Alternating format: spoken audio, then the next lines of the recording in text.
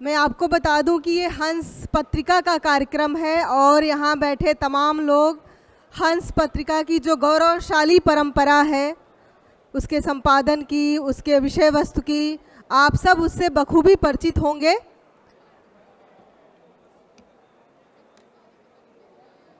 हंस के संपादकों में आप जानते होंगे कि इसका संपादन मुंशी प्रेमचंद ने भी किया है और उसके बाद जैनेन जी ने संपादन किया है, अमृत राय ने संपादन किया है, शिवदान सिंह चौहान ने हंस पत्रिका का संपादन किया है। मैं ये जो नाम ले रही हूँ ये सभी लोग हिंदी साहित्य के हंस पत्रिका के योगदान में बहुत उन्होंने अपना योगदान दिया है हंस पत्रिका के संपादन में। आप सब इन नामों से जो लोग हिंदी के पाठक हैं, जो लेखक हैं, वो सब परिचित हैं। उसी क्रम में राजेंद्र यादव जी ने इस पत्रिका का संपादन लंबे वक्त तक किया है और अभी हंस पत्रिका का संपादन संजय सहाय जी कर रहे हैं। कार्यक्रम है आज की कहानी और उत्कृष्टता के मानक। सबसे पहले 2020 के बाद राजेंद्र यादव हंस कथा सम्मान से जो कहानियाँ सम्मानित की गई हैं उसके दूसरे भाग का लोकार्पण होना है। हमारे पैनलिस्ट हमारे बीच हैं तो मैं उनसे अनुरोध करूंगी कि वो मंच पर आ जाएं। लगभग व्यवस्था हो चुकी है। मैं यहाँ हिंदी की वरिष्ठ और प्रतिष्ठित कथाकार, उपन्यासकार, गद्यकार, कहानीकार आप मृदुला गर्ग जी हैं। मैं उनसे अनुरोध करूंगी, उनसे निवेदन करूंगी कि आप मंच पर आएं और अपना स्थान ग्रहण करें। मृदुला जी। हमारे बीच रामेश्वर राय जी हैं। आप दिल्ली विश्वविद्यालय के प्रोफेसर रहे हैं, आप हिंदी के आलोचक हैं, आप एक बहुत लोकप्रिय अध्यापक हैं। सर, आपसे निवेदन है कि आप मंच पर आएं। हमारे बीच प्रत्यक्षा जी हैं। आप कहानीकार, उपन्यासकार हैं। प्रत्यक्षा जी, आपका स्वागत है। हंस के संपादक संजय सहाय जी। हमारे एक पैनलिस्ट अभी थोड़ा सा लेट है, थोड़ी देर में वो हमें ज्वाइन करेंगे, अनिल यादव जी। तो अनिल यादव जी आएंगे तो हम उन्हें मंच पर आमंत्रित करेंगे। सबसे पहले हम लोग इस किताब का लोकार्पण करेंगे और इस पत्रिका में जिनकी कहानियाँ शामिल हैं उसकी एक लेखिका विजय तनवीर जी हमारे बीच हैं। तो मैं उनसे भी निवेदन करूंगी कि आप आ जाएं, इस लोकार्पण में आप भी शामिल हो जाएं। विजय तनवीर जी।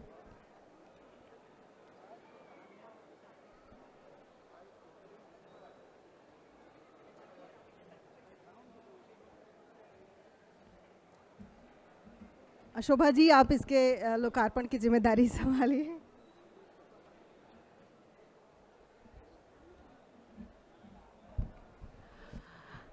सबसे पहले तो आप सभी को नमस्कार। हंस के इस वैचारिकी के साथ आप सभी का स्वागत है कि आज लेखक मंच पर पुस्तक लोकार्पण के साथ साथ बहुत ही गंभीर विषय पर, साहित्य के बेहद गंभीर विषय पर परिचर्चा है। तो जिस किताब का लोकार्पण होने जा रहा है उस किताब का नाम है पुरस्कृत कहानियाँ भाग 2। हर वर्ष राजेंद्र यादव हंस कथा सम्मान दिया जाता है। हर साल जितनी कहानियाँ प्रकाशित होती हैं उसमें से हमारी ज्यूरी के जो सदस्य हैं वो एक कहानी का चयन करते हैं और उसे राजेंद्र यादव हंस कथा सम्मान से पुरस्कृत किया जाता है। और ये 2013 से ये चल रहा है और भाग 1 में 2013 से लेकर 2019 तक की कहानियों का संकलन है। आप सबके समक्ष भाग 2 है जिसमें 2020 से लेकर 2024 तक की कहानियों का संकलन है। तो अब मैं आग्रह करूंगी मंचासीन सभी अपने अतिथियों से कि आप सब इस पुस्तक का लोकार्पण करें।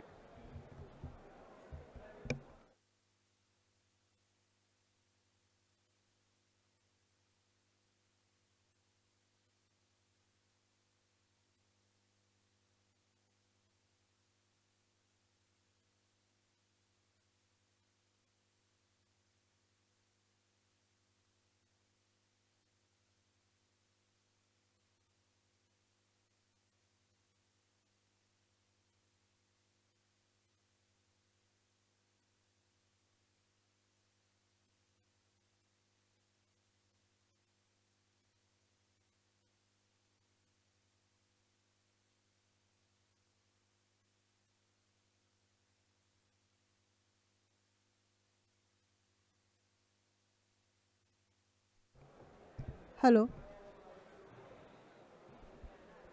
बहुत बधाई इस हंस कथा सम्मान से पुरस्कृत सभी लेखकों को। आज की कहानी और उस कहानी के उत्कृष्टता के मानक, इस विषय पर बातचीत है और इस पर वीज वक्तव्य रखने के लिए इसकी प्रस्तावना रखने के लिए मैं संजय सहाय जी को आमंत्रित कर रही हूँ कि वो आएँ और इस विषय पर अपनी बात रखें। संजय सहाय जी।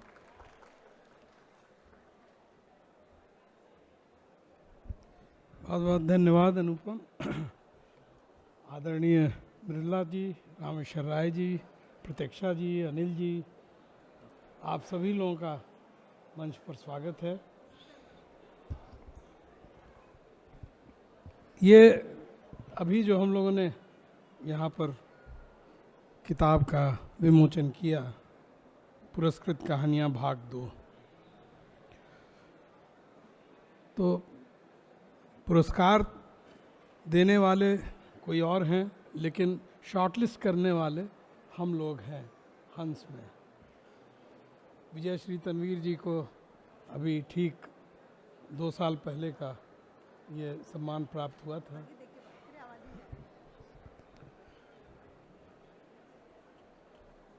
हंस की जो चयन प्रक्रिया है, एक तो हंस में कैसी कहानियाँ छपती हैं, कैसी कहानियाँ छपनी चाहिए, इन सब पर हंस की तरफ से हम लोग आप लोगों को सुनना चाहते हैं, ताकि एक हमारा जिसको कहें एक गाइड की तरह से, एक गाइडिंग फोर्स की तरह से आप लोगों का भी एक दिशा निर्देश हमें मिले और आने वाले लोगों को उसका लाभ मिलेगा। अभी तक की जो स्थिति है उसमें जो भी हम हंस में कहानियाँ लेते हैं, तो हम कुछ चीज़ों से गुरेज करते हैं। कुछ बहुत ही ज़्यादा अगर वो इमोशनल कहानियाँ हैं, कुछ ऐसी कहानियाँ हैं जिसमें अतिशय संवेदनाएं बिल्कुल उबल उबल करके निकल रही हैं, तो उनसे हम परहेज करते हैं। हम लोग उत्तर आधुनिक काल में जीने वाले लोग हैं और हमारी कहानियों पर वो उसकी छाप आती है और आएगी। उत्तर आधुनिकता को लेकर के बहुत से लोगों ने बहुत सारे सवाल उठाए हैं और सारे सवाल अपनी जगह पर सही भी हैं। बावजूद इसके क्या कारण है कि उत्तर आधुनिकता इतने लंबे समय से, कोई 60-70 के दशक से लेकर के अभी तक चली आ रही है, तो कुछ न कुछ तो है उसके साथ में।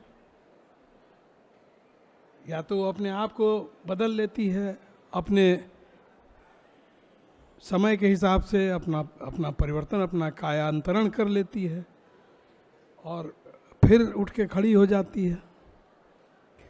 इसमें मुझे एक चीज़ जो बड़ी अच्छी दिखाई देती है कि इसमें एक हमेशा संदेह का तत्व बना रहता है और वो संदेह बहुत ज़रूरी है। जब हम बात करते हैं ग्रैंड नरेटिव या मेटा नरेटिव से अलग हो जाने की,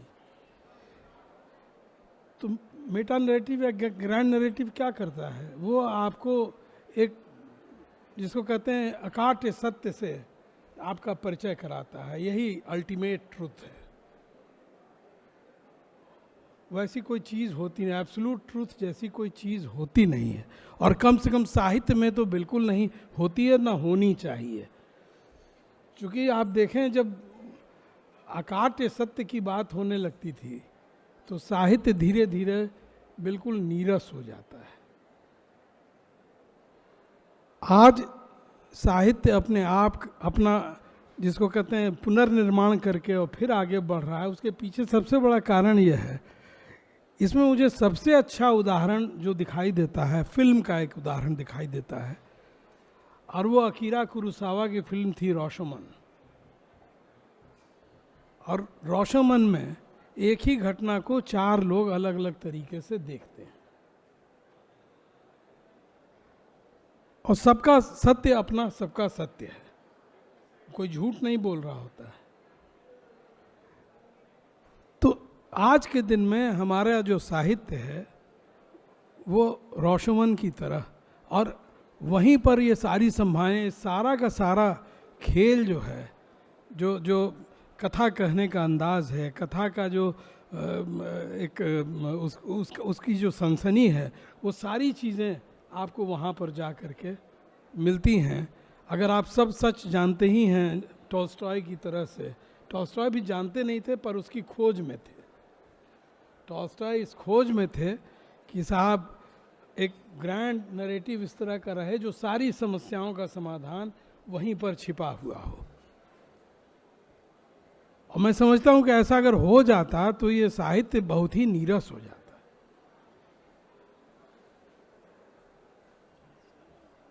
तो इन चीज़ों को हमें हंस में ज़रूर देखना पड़ता है कि आपकी लिखने की शैली क्या है, आपकी विषय वस्तु क्या है, उसमें जिसको हम आधुनिकता या कह लें उत्तर आधुनिकता की जो आधुनिकता है, हम उसको देखने का प्रयास करते हैं। और इस सारे रास्ते से गुजरते हुए हम किसी एक निर्णय पर पहुंचते हैं कि हाँ साहब ये कहानी लेने लायक है, ये कहानी लेने लायक नहीं है। बहुत आदर्शवादी कहानी होगी वो भी, उससे भी हमें परहेज है।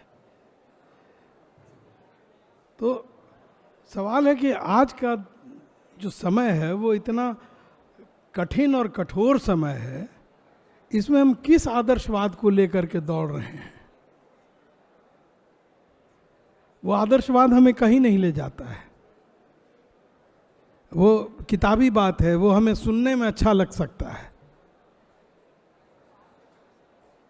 तो मुझे लगता है ये तमाम चीज़ें हैं जिनके ऊपर में नए सिरे से, और लोग अभी तक सोचते ही आए हैं, पूरी उत्तर आधुनिकता इसी पर खड़ी हुई है।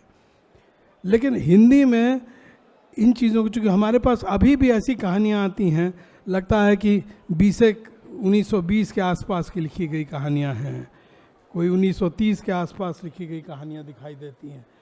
इससे कैसे हम बचें, कैसे हम सामना करें जो आज की वास्तविकता है।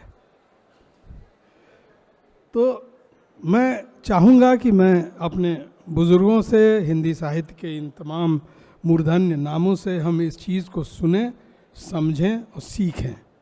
बहुत बहुत धन्यवाद।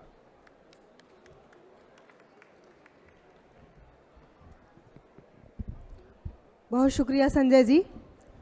मैं आज का जो पैनल है उस पैनल में से सबसे पहले सम्मानित लेखक, प्रतिष्ठित लेखक, उपन्यासकार मृदुला जी को बुलाऊंगी।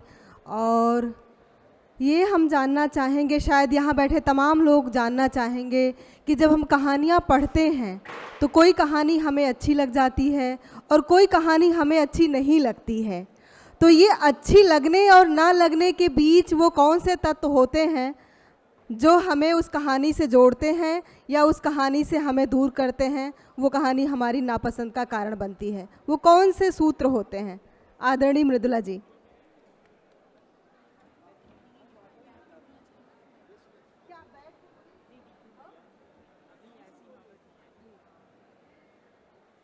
बैठ के तो ऐसे ही, अब ये मेरा माइक ठीक करना पड़ेगा। मैं जहाँ से आप लोग को सुनाई दे रहा है। अच्छा, मैं कुछ असमंजस में हूँ, क्योंकि जो विषय है आज की कहानी और उत्कृष्टता के मानक, मेरे हिसाब से तो हर युग में, आज हो, कल हो, आने वाला कल हो, बीता हुआ कल हो, कुछ भी हो, उत्कृष्टता के मानक वही रहते हैं।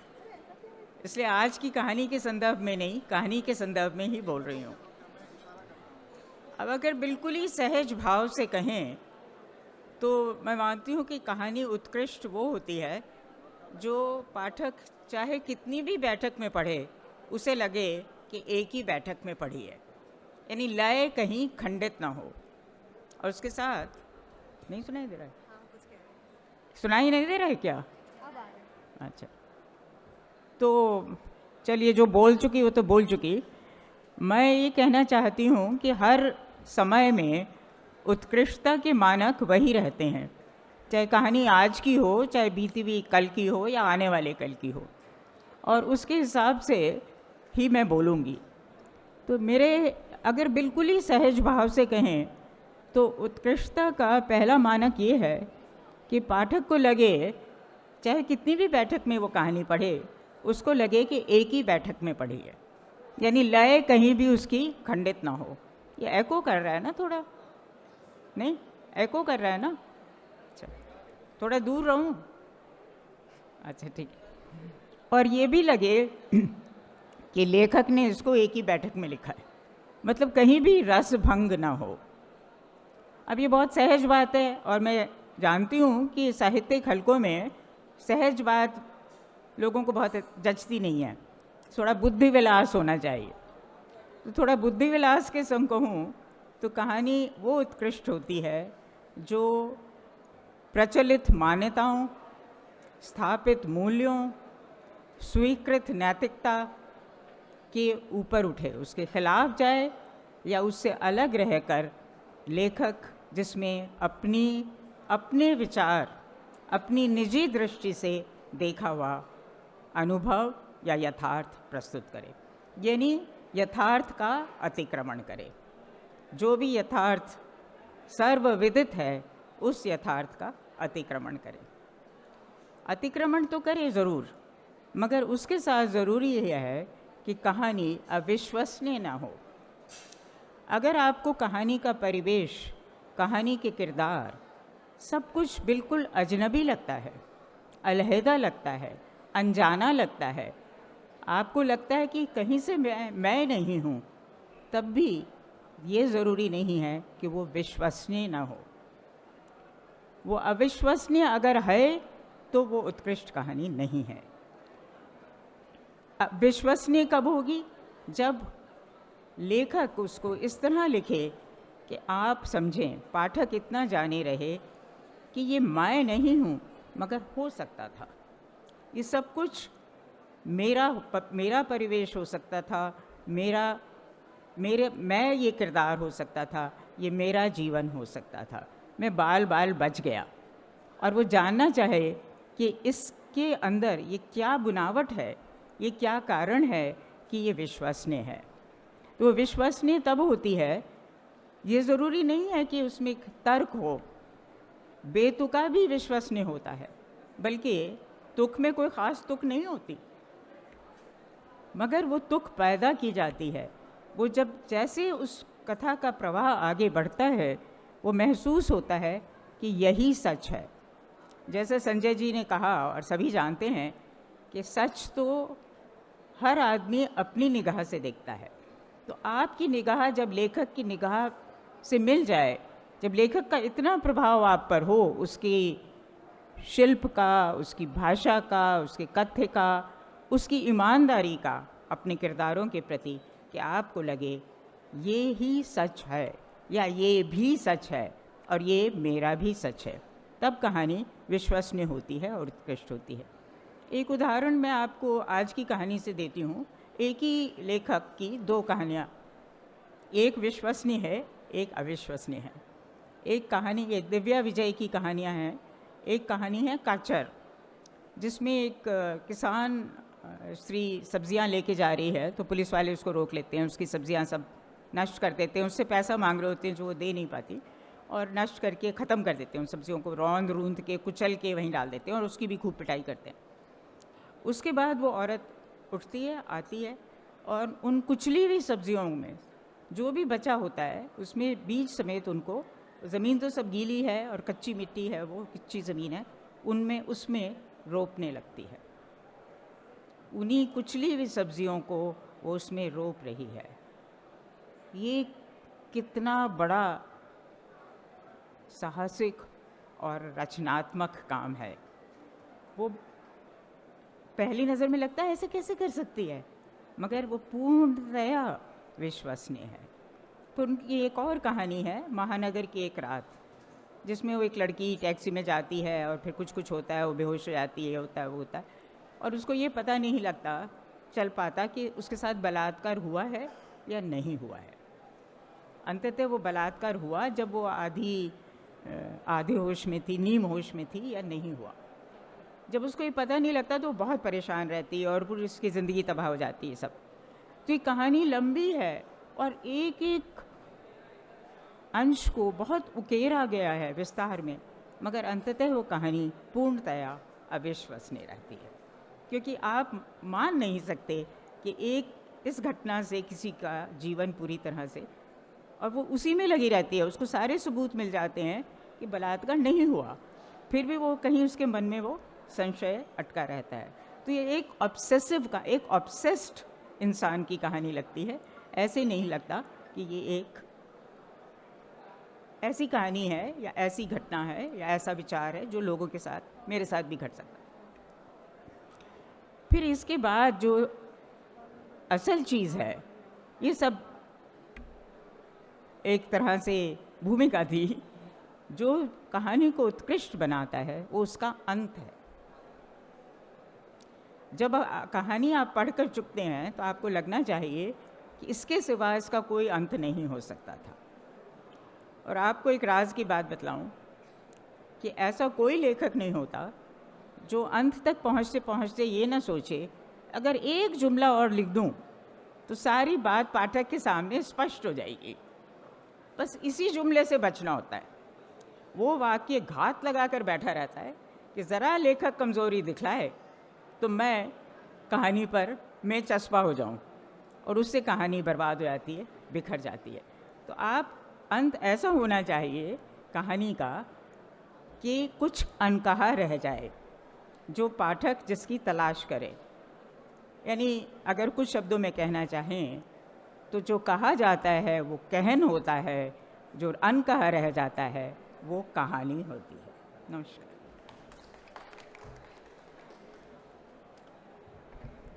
बहुत शुक्रिया मृदुला जी। अनकहा कहानी के लिए ज़रूरी है। मुझे लगता है कि इसका आशय यह भी होगा कि कहानी का जो अंत है वो खुला होना चाहिए, पाठक को उसमें अपना प्रवेश लेने की जगह होनी चाहिए। अब मैं इसी क्रम में हिंदी के आलोचक और लोकप्रिय अध्यापक रामेश्वर राय जी को बुलाऊंगी। और एक बहुत पुराना मसला है जिस पर लोग अभी भी बात करते हैं और कभी उसको हल हुआ मानते हैं, कभी नहीं भी मानते हैं, कि कहानी की कथा वस्तु है, जो उसका विषय वस्तु है, जो उसका शिल्प है, उनमें क्या सामंजस्य होता है कि कोई कहानी अपना शिल्प लेके आती है। क्या ऐसा कुछ है? आप इस पर ज़रूर प्रकाश डालें अपने बातचीत के क्रम में।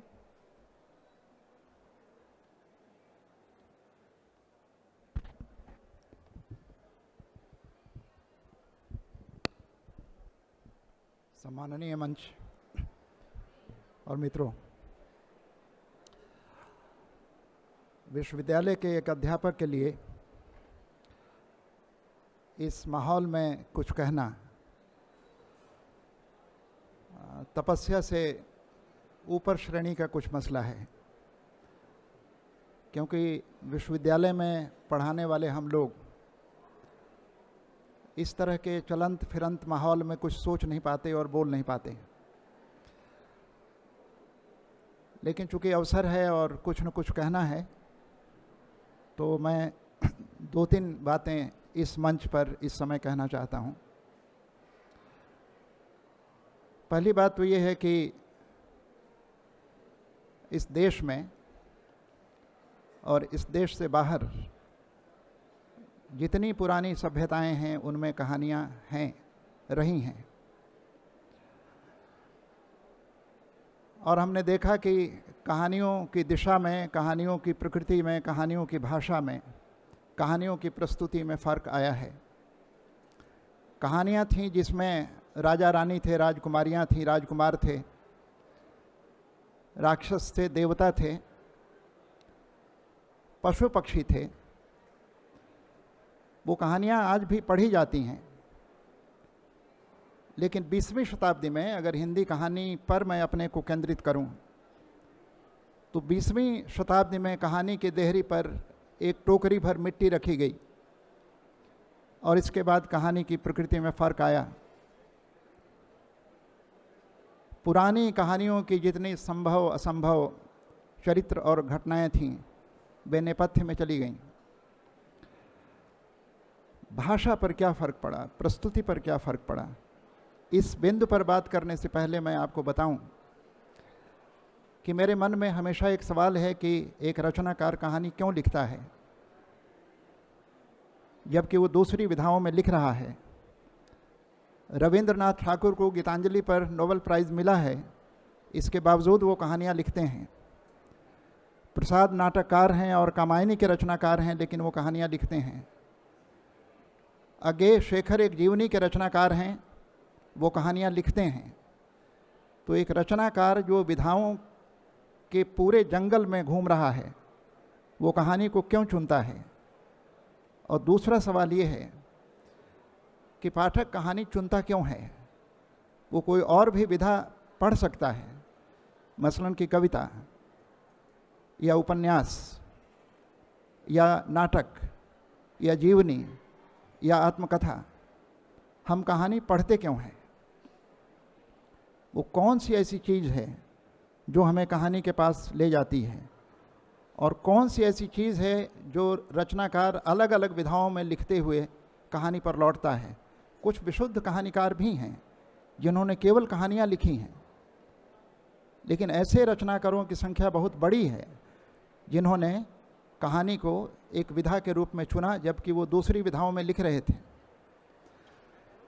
एक तीसरा सवाल मेरे दिमाग में ज़रूर है कि हिंदी कहानी का जो मौजूदा परिदृश्य है, और कुछ कहानियाँ फिल्मों में हैं, 3 of Us या लापता लेडीज़ जैसी फिल्में जो जाहिर है कि कहानी कह रही हैं, तो हम जो कहानी लिख रहे हैं और फिल्म जो कहानी लिख रही है, इनका तुलनात्मक अध्ययन किया जाए तो जीवन को अधिक करीब से समझने और जीवन को गहराई से छूने की क्षमता, मुझे कई बार लगता है कई कारणों से हो सकता है कि फिल्मों की कहानियाँ ज़िंदगी के बहुत करीब दिखाई देती हैं। लेकिन हिंदी आलोचना की एक ख़ास बात मुझे दिखाई देती है कि हम लोग विश्वविद्यालय में भी और आलोचना की दुनिया में भी सीधे कंटेंट पर बात करते हैं। हिंदी आलोचना कंटेंट आधारित आलोचना है, इसमें क्या कहा गया है महत्वपूर्ण है, जबकि असली सवाल तो ये है कि कैसे कहा गया है, और जैसे कहा जाता है उसका निश्चित रूप से असर कंटेंट पर होता है। तो कहानी की भाषा में, कहानी के गठन में, कहानी के चरित्रों के निर्माण में, कहानी में निहित कल्पनाशीलता और कहानी में भीतर के दर्द और विचारधारा की जो भूमिका है, उसको हम कैसे जान पाएंगे? केवल कंटेंट से तो नहीं जान पाएंगे। इसलिए मैं सोचता हूँ कि कहानी में प्रवेश द्वार भाषा उसका है, उसका क्राफ्ट है। जिस तरह कहानी को हम बुनते हैं, जिस तरह से हम कहानी को रचते हैं।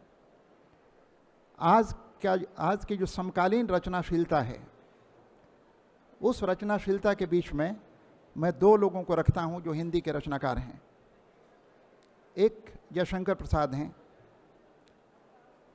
और दूसरे जैनेंद्र हैं। जयशंकर प्रसाद और जैनेंद्र की कहानियों का जो क्राफ्ट है, उसकी खासियत क्या है? उसकी खासियत यह है कि ये पता नहीं चलता कि रचनाकार ने कोई मंजिल तय की है किसी बात को सिद्ध करने के लिए। उसके पास दरअसल जीवन का कोई फार्मूला नहीं है। ये कहानियाँ जीवन के भीतर भटकाव की प्रक्रिया में पैदा हुई हैं। लेकिन जैसा संजय जी कह रहे थे कि उत्तर आधुनिकता के दौर में मुझे लगता है कि कोई जेन्युइन रचना किसी भी विचारधारा को और किसी भी प्रदत्त ढांचे को जब तक अस्वीकार नहीं करती, तब तक वह रचना नहीं हो सकती। हम लोग एक ऐसे दौर में हैं जहाँ पर भाषा सबसे अधिक अविश्वसनीय है, भाषा सबसे अधिक अप्रामाणिक है। और मुझे ये भी लगता है कि प्रामाणिकता के नाम पर जिस तरह के वेब सीरियल हैं और प्रामाणिकता के नाम पर, हालांकि हमारे बेहद आदरणीय हैं और बहुत महत्वपूर्ण हैं, पहल जैसी पत्रिका का संपादन जिन्होंने किया, ज्ञान रंजन की कहानियाँ जब छठे दशक के आखिरी दौर में आईं, घंटा जैसी कहानियाँ, और अगर उसकी आप भाषा को देखेंगे, या मोटे तौर पर 60 के दशक के बाद की जो भाषा हिंदी में आई, वो भाषा वास्तविकता के नाम पर, यथार्थ के नाम पर, वो भाषा की यही सच है, ऐसा ही समाज में बोला जाता है। और कहानी की बुनियादी भूमिका जीवन का सच कहने की है, और जीवन का सच कहने के लिए भाषा वही लिखी जाएगी जो जीवन में बोली जाती है। इसलिए कहानी से बाहर राही मासूम रजा के आधा गांव पर जब बहस शुरू हुई तो सवाल अश्लीलता का उठा, क्योंकि मैं तो भोजपुरी क्षेत्र का हूँ, और आधा गांव पर जब मैंने काम किया तो मैंने बहुत सारी गालियाँ आधा गांव पढ़ने के बाद जानी। तो ये सवाल उठा कि क्या जीवन को बोलचाल की भाषा के सच में कहना वाजिब है या नहीं है। और राही मासूम रजा ने कहा कि मेरे पात्र अगर गीता के श्लोक बोलेंगे तो मैं गीता के श्लोक ही लिखूंगा, लेकिन मेरे पात्र अगर गाली देते हैं तो मैं पुरस्कार के लिए अपने पात्रों की ज़बान नहीं काट सकता। ये सही है, लेकिन एक कहानी की भाषा किस तरह की होनी चाहिए? बुनियादी सवाल है कि कहानी रिपोर्ट है या कहानी रचना है। अगर कहानी रचना है तो भाषा को रचनात्मक होना पड़ेगा। कहानी का काम सच कहना नहीं है, कहानी का काम जीवन को कहना है, और जीवन में कुछ भी सच नहीं होता। जो सच पंचांगों में है, जो तारीखों में है, जो सच भविष्य वक्ताओं के अंगूठियों में है, कहानी का वैसा सच नहीं होता। इसलिए कहानी सच के दिनचर्या में फंसे हुए जबड़े से हमें बाहर निकालती है, और जो कहानी हमें पढ़ने के बाद भी उस जीवन के जबड़े में छोड़ देती है जिसे हम जानते हैं, तब वो कहानी नहीं है, उसकी कोई ज़रूरत नहीं है। कहानियाँ लिखी जाती हैं लेकिन वे अनिवार्य कहानियाँ नहीं हैं। इसलिए कहानी वह है जो हमें दिनचर्या के अभ्यस्त परिचित जबड़े से बाहर निकालती है, और उसके लिए एक दूसरे तरह की भाषा की ज़रूरत होती है। इसलिए उदय प्रकाश की कहानियाँ, कॉमरेड का कोट सृंजय की कहानी, एक जयशंकर हैं, बहुत निर्मल और प्रसाद के बीच के रचनाकार हैं। ईश्वर, धूप और मृत्यु संभवतः उनका कहानी संग्रह में दिख रहा था। यह स्वयं निर्मल की कहानियों की भाषा। मुझे लगता है कि कहानी की भाषा ऐसी होनी चाहिए जो भाषा हमें हमारे परिचित दिनचर्या की भाषा से बाहर निकालें। एक ऐसी भाषा जिसकी खिड़की से हमें जीवन के अज्ञात, अनसुलझे और एक सीमा तक अविश्वसनीय किस्म का सच दिखाई पड़े कि हम लोग आज सूचनाओं के सच के मलबे के नीचे दबे हुए लोग हैं। इस मलबे को हटाओ और निगाह को ऊपर उठने दो, जहाँ पर एक चांद है, जहाँ पर सितारों से भरा आकाश है, जहाँ कोई चिड़िया बोलती है, जहाँ एक नदी की आवाज़ आती है। भाषा को वहाँ जाने दो। और मुझे लगता है कि अगर हम कहानी को रचना मानते हैं तो कहानी की भाषा को जीवन के परिचित सच के प्रति नहीं, बल्कि जीवन के अनकहे सच के प्रति जवाबदेह होना चाहिए। Thank you.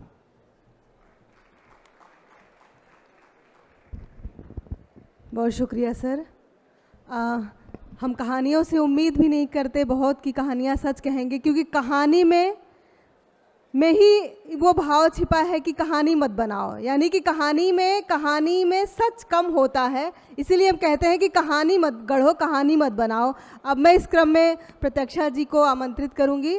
आपने पारा पारा उपन्यास लिखा है, अतर जैसी कहानियाँ संग्रह लिखी हैं, तो आप आएँ और आज की कहानियों के जो उत्कृष्टता के मानक हैं उस पर हमें अवगत कराएं।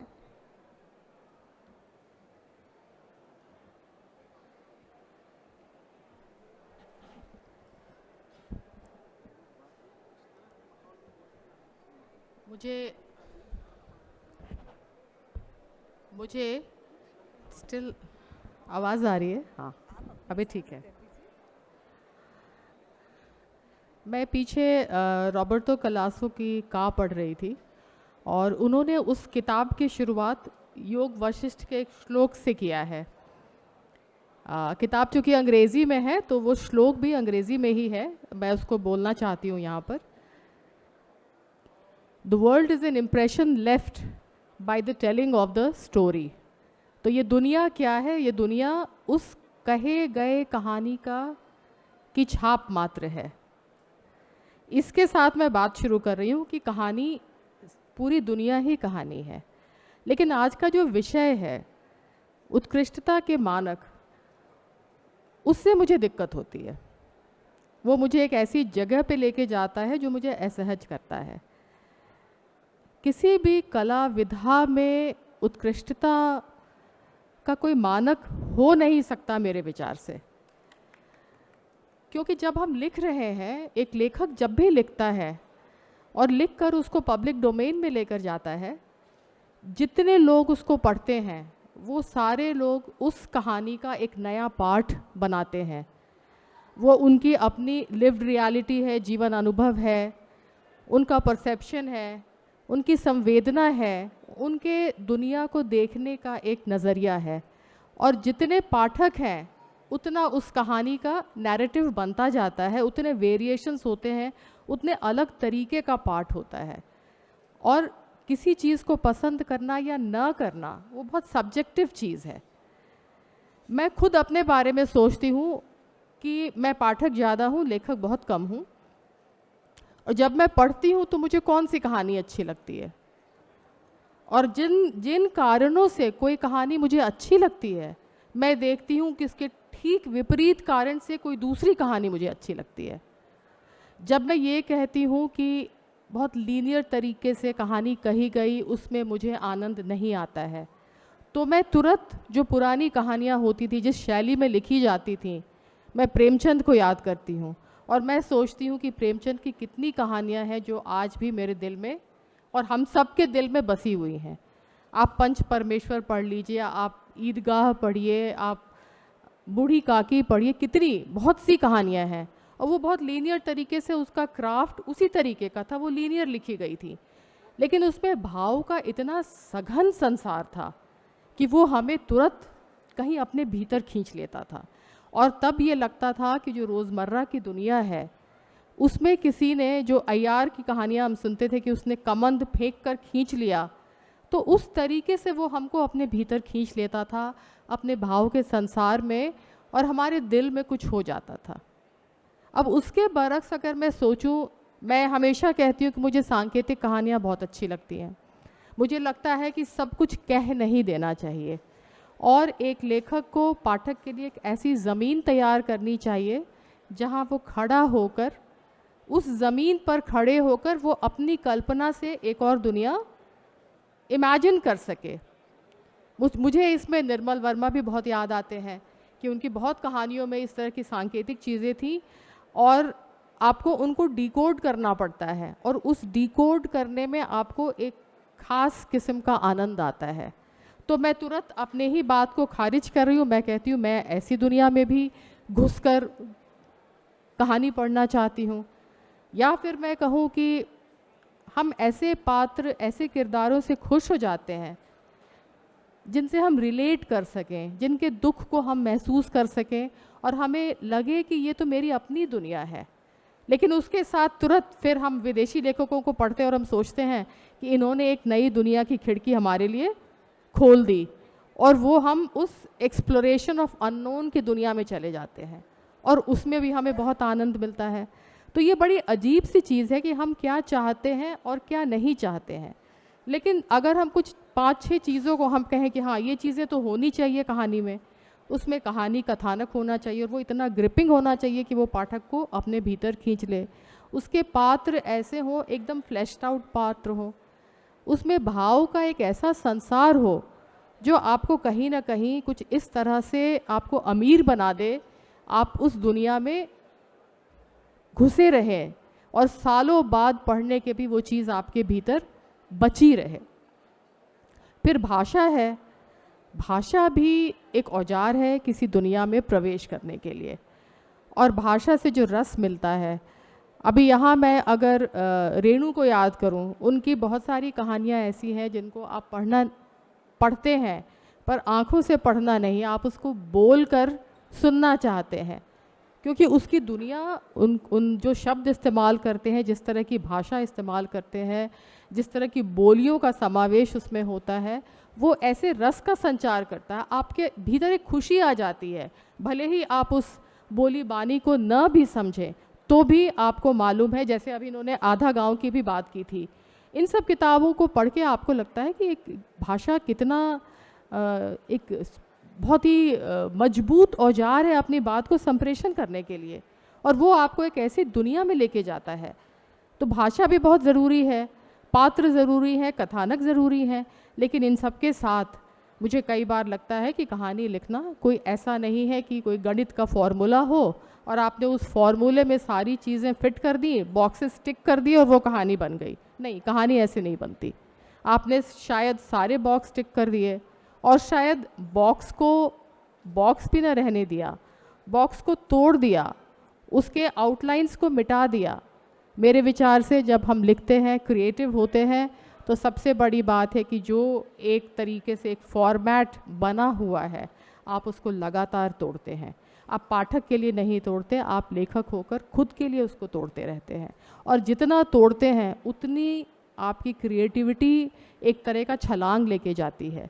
और अगर ऐसा नहीं होता तो 100 साल पहले जैसी कहानियाँ लिखी जा रही थी, उसी तरीके की कहानियाँ आज भी लिखी जाती।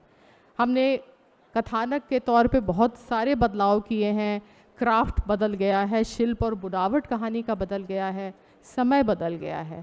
हम जिस समय में कहानी लिख रहे हैं वो इस समय को हम दर्ज कर रहे हैं।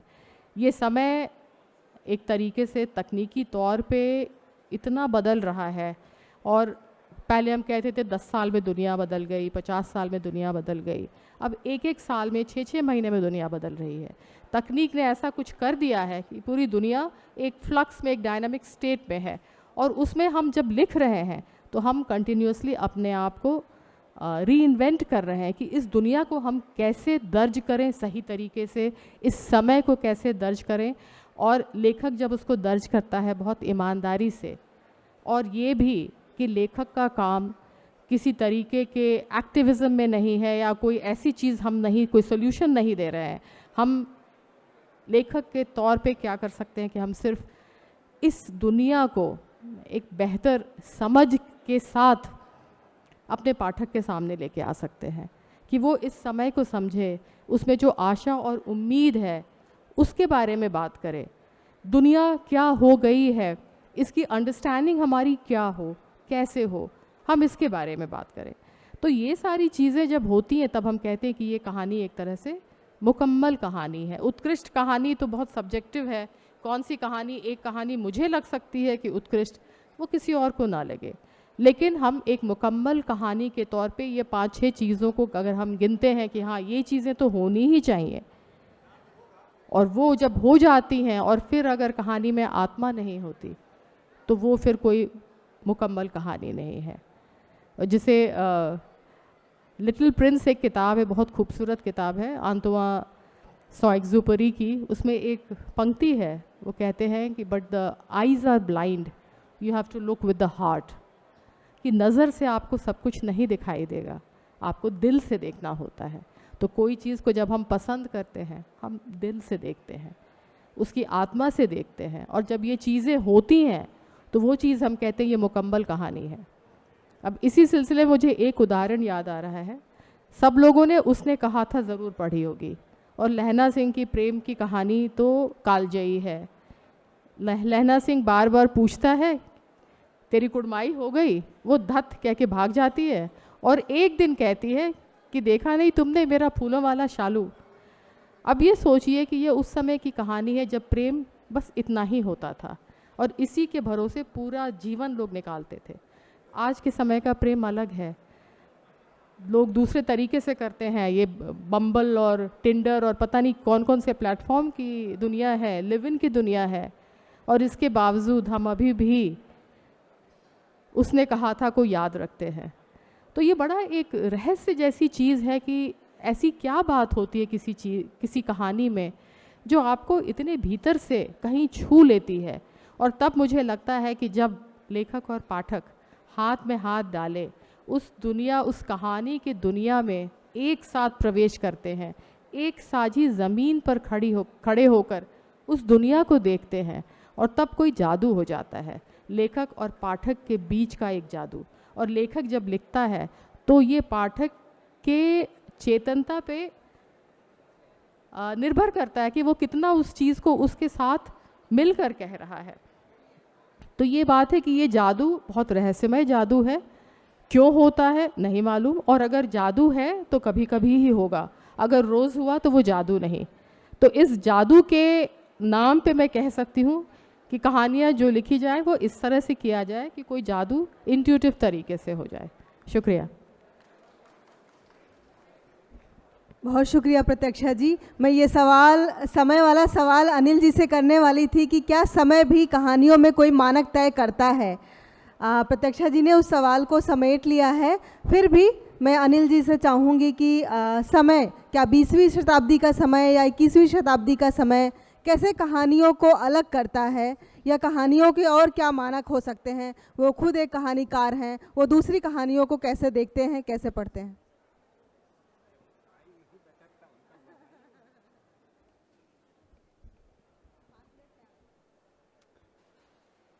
कहानियों में कोई बात है, सब लोग साहित्य को, लेखकों को, पुरस्कारों को, उनके प्रपंचों को इतना कोसते हैं, फिर भी कहानियों पे बात करते हैं। तो उसका कारण ये है कि जीवन जो है बायोलॉजी है, वो एक ऑर्गेनिक चीज है। जब भी आप बायोलॉजी को बताने की कोशिश करेंगे, वर्ड्स में बताने की कोशिश करेंगे, शब्दों में, वो कहानी हो जाएगी। तो जीवन को बिना कहानी के कहा ही नहीं जा सकता। जैसा जिया गया कभी आप नहीं बता पाएंगे। ये एक आयरनी, जो भी आप कहेंगे वो कहानी हो जाएगा। और जिससे आपने कहा अगर वो किसी दूसरे को उसने सुनाया तो दूसरी कहानी हो जाएगा, दूसरे ने तीसरे को सुनाया तो तीसरी कहानी हो जाएगा, फिर अनंत कहानियां होंगी। तो इसलिए हम आप कहानियों की दुनिया में रहने के लिए, जिनको सत्य की खोज है, उनके लिए मैं कहता हूं कि अभिशप्त हैं। और मैं खुश हूं कि हम कहानी की दुनिया में रहने के लिए अभिशप्त हैं। दूसरी बात यह है कि उत्कृष्टता का कोई मानक नहीं हो सकता, क्योंकि उत्कृष्टता एक अनप्रेडिक्टेबल चीज है। जो उत्कृष्टता को क्रिएट करता है सिर्फ लेखक नहीं, मूर्तिकार, पेंटर, लुहार, बढ़ई, वो नहीं जानता कि मेरी ये लकड़ी, मेरी ये कहानी, मेरा ये लोहा उत्कृष्ट होने वाला है। हो जाता। तो समय कम है, इसलिए हम उत्कृष्टता के मानक नहीं हो सकते, होते ही नहीं। ये वैसा ही है कि इंटेलेक्चुअल तो कोई भी हो सकता है। बहुत सारी किताबें आप पढ़ लें, इंटेलिजेंस जमा कर लें, आप बहुत सारी बहसों में भाग ले लें, अपने विचारों को आजमा लें, आप इंटेलेक्चुअल हो जाएंगे, लेकिन आप जीनियस नहीं हो सकते। जीनियस अनप्रेडिक्टेबल, जीनियस बच्चे जैसी चीज है। किसी क्षण में दिमाग उसका उस तरफ जाता है जहां एक डिसिप्लिन दिमाग जा ही नहीं सकता। उत्कृष्टता वैसी ही चीज है, एक्सीलेंस वैसी ही चीज। हां, हम इस पे बात कर सकते हैं कि कोई भी कहानी उत्कृष्टता की तरफ उन्मुख हो, उसमें ये पोटेंशियल पैदा हो, उसमें ये संभावना पैदा हो, उसकी परिस्थितियां क्या होंगी। पहली बात तो यह है कि कहानी को एवरेज होना चाहिए, औसत होना चाहिए।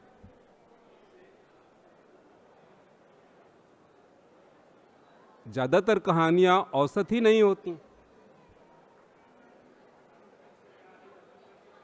हाथ नहीं है, पैर नहीं है, किडनी नहीं है, आंख नहीं है, गुर्दा नहीं, दिल नहीं है, फेफड़ा नहीं है, कुछ न कुछ मिसिंग होता है।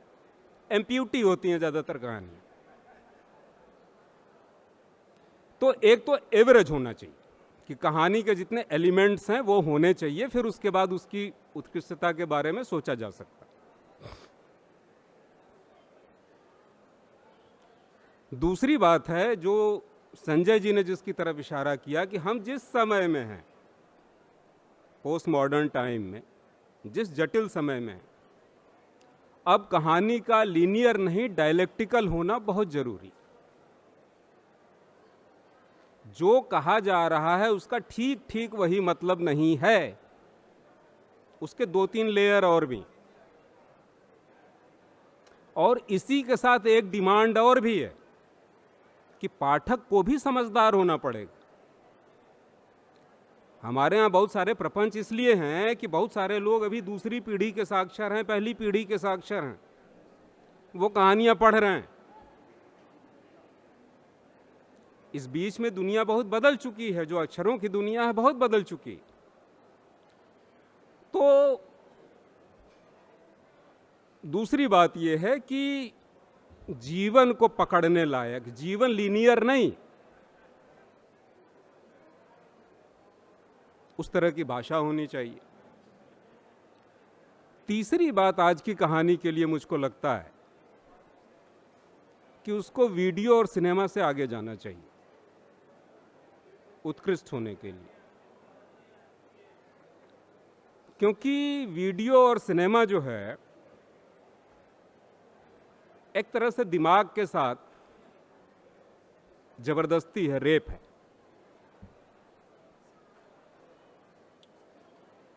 कि जो प्रकाश की किरण है, फिल्म की किरण है, वो 1 सेकंड के 10वें हिस्से में आपके ऑप्टिक नर्व में भीतर जाती है। इसके पहले कि आपको सोचने का मौका मिले दूसरा दृश्य आता है, तभी वो फिल्म गतिमान दिखाई देती, अदरवाइज वो गतिमान नहीं दिखाई देगी। अगर आप उसको सेकंड के 10वें हिस्से से कम में भी अलग अलग करके देख पाएंगे तो सारे फ्रेम आपको अलग अलग दिखाई देंगे।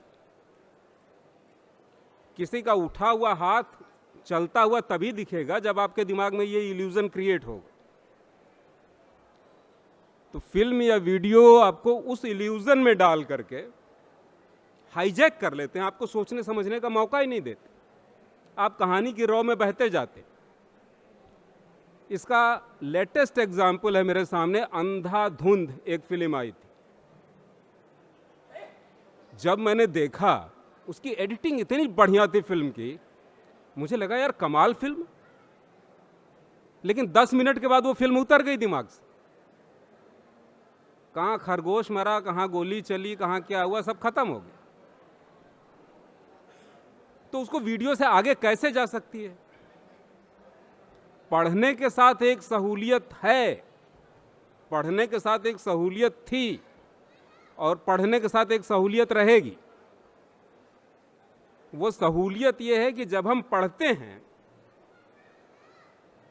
जो कुछ भी हम पढ़ते हैं, हिंदी, अंग्रेजी, फ्रेंच, रशियन, जो भी पढ़ें, उसी के साथ हमारी मेमोरी का एक छोटा सा हिस्सा एक्टिवेट होता है। अगर उससे मिलता जुलता कोई प्रसंग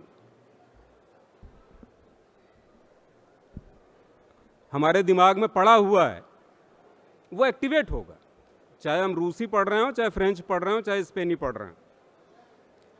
और एक पैरेलल कहानी हमारे भीतर चलने लगती है। हम पढ़ रहे हैं प्रेमचंद के होरी के बारे में, धनिया के बारे में, लेकिन हमारे भीतर हमारे घर आने वाली एक मजदूर औरत की कहानी चल रही है। और ये मजदूर औरत हमारी माँ भी हो सकती, कोई ज़रूरी नहीं कि हमेशा वो मजदूर औरत ही। ये जो दो कहानियों का चलना है, ये अनुपम की साजिश है। खैर, मैं ख़त्म कर रहा हूं। तो हमको उससे आगे जाना चाहिए। और सबसे आखिरी बात मैं कहना चाहता हूं कि मार्मिकता, कभी कभी सारे कंपोनेंट होते हैं कहानी में, सारे घटक होते हैं, बहुत अच्छी भाषा है, सब कुछ है, सब कुछ है, सब कुछ है, लेकिन वो मार्मिक नहीं होती, नहीं छूती। और कभी बहुत लद्दड़ भाषा है, लचर, सब बेकार है, लेकिन वो मार्मिक होती। जैसे बहुत लोगों ने ओ हेनरी की कहानी पढ़ी होगी, मैगीज गिफ्ट। जब बाल कट जाते हैं और घड़ी की चेन बेच दी जाती है, जब घड़ी की चेन बेच दी जाती है, एक वॉइड क्रिएट होता है। जिन बालों के लिए क्लिप लाई गई है और जिस हाथ के लिए चेन लाई गई है, दोनों बेकार हो चुके हैं। उस वॉइड में सिर्फ प्रेम भर जाता है। या फिर वो कहानी कि माँ का दिल थाली में रखा हुआ है, लड़का अपनी प्रेमिका के लिए लेके जा रहा है, गिर पड़ता है और धूल में लिथड़ा वो दिल पूछता है, बेटे तुझे चोट तो नहीं लगी? ये मार्मिकता, यही उत्कृष्टता है। और इसका कोई प्रेडिक्शन नहीं हो सकता, इसका कोई मानक नहीं हो सकता। ढेर सारे संजोगों से घटित होता है। बस एक लेखक कोशिश कर सकता है, एक पाठक उसको अपनी सारी संवेदना से निचोड़ने की कोशिश कर सकता है। Thank you. शुक्रिया अनिल जी, आप देर से आए थे इसलिए आपका समय मैंने थोड़ा सा काट लिया था। आप आभार के लिए मैं संजय जी को आमंत्रित करूंगी। संजय जी। ऐसा है, आभार तो 3 शब्दों में दिया जा सकता है, आभार आभार आभार। क्योंकि मंच पर दूसरे लोगों का समय है, हम लोग उस समय को खा रहे हैं। बहरहाल आप सभी लोगों ने, सबसे पहले मृदुला जी का बहुत आभार, रामेश्वर जी का, प्रतीक्षा जी का, अनिल यादव जी का, आप आई, आपका विजय श्री तनवीर, अनुपम जी का, शोभा अक्षर जी का, और रचना जी नहीं है, रचना जी उनकी सर्जरी हुई है। हम सभी लोग उनके बारे में ये प्रार्थना करते हैं कि वो जल्दी से जल्दी स्वस्थ होकर वापस लौटें। बहुत बहुत बहुत धन्यवाद।